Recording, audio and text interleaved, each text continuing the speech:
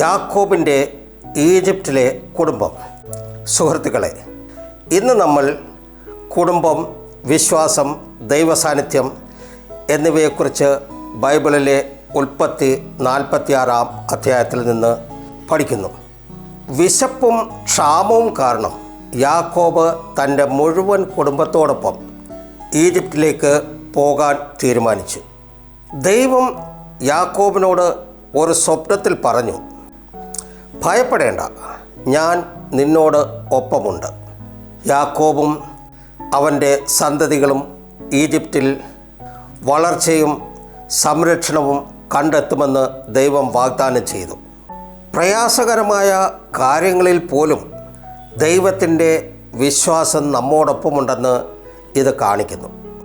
യാക്കോബിൻ്റെ കുടുംബത്തിലെ എല്ലാ അംഗങ്ങളെയും, ഭാര്യ, പുത്രന്മാർ, കൊച്ചുമക്കൾ എന്നിവരെ ഈ അധ്യായം പട്ടികപ്പെടുത്തുന്നു.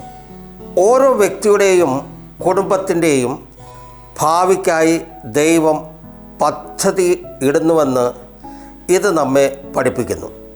യാക്കോബ് ദൈവത്തിൻ്റെ മാർഗനിർദ്ദേശത്തിൽ വിശ്വസിച്ചു കുടുംബത്തോടൊപ്പം ഈജിപ്തിലേക്ക് പോയി.